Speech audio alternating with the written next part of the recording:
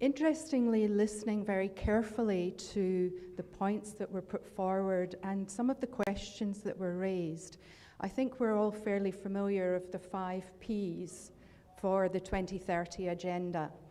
And what was coming up was 5 Ps for me for evaluation based on what you were all bringing forward. The first one that came out really clearly was policy, that without a strong policy environment, the power of evaluation has difficulty in gaining traction.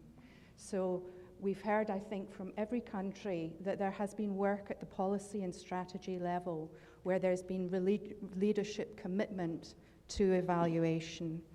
The second one is participation, that we've heard a lot about a much more participatory approach through the 2030 agenda. And this is important for evaluation too. We've heard in the different countries where there's greater now partnership with private sector, with civil society, so that's really important too. And then there was a little bit of a tension between plans and priorities. The question in relation to, what plans are there available?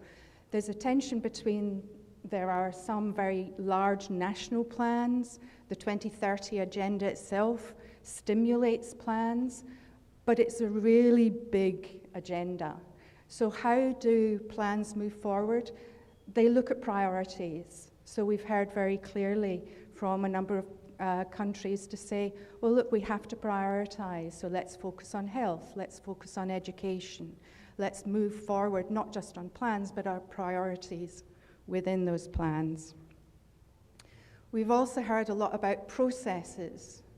So embedding evaluation into ongoing processes, not reinventing the wheel, but looking at how systems are working, how systems can work better, not just the monitoring systems, but then gathering the data that comes through those systems into a more evaluative process that says what's working, what's not working, and how does that happen. And then the fifth one, of course, is principles, that the 2030 agenda itself has the principles of inclusion, of universality, but also in evaluation sector we also have principles, and that's what brings in the credibility, the strength in the methodology. So those 5 really sort of stood out for me, and it's just weird that they were all Ps. Policy, participation, the plans but with priorities, the processes and the principles. But then overriding that comes back to the point about use. What's the point of all that if these evaluations are not used? So how do we do that? Where is the power? I think very clearly we've heard from our panelists there is power in evaluation, but is it reaching its potential? No, it's not.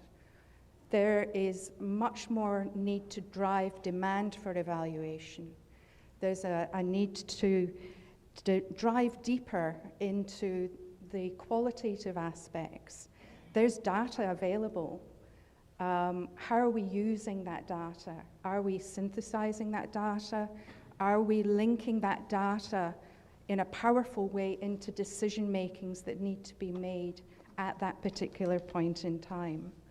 So therefore, if we are to move forward in terms of the power of evaluation, we have to be more dynamic. We have to look at some of those drivers and actually pick those up and move them forward. We know a lot more. Hearing the panelists, I sat in a similar panel several years ago, I think 2016, and we were still talking about, is evaluation relevant or is it not? I think we're past that. That demonstrates a level of power in evaluation. And hearing each country talk about what you're already doing, and doing so much already, and building that power. But are we driving the power fast enough for the 2030 agenda? That's certainly something that we have to consider as we move forward. So that's a little bit of a synopsis, and certainly I'm going to be taking something away from our panel today.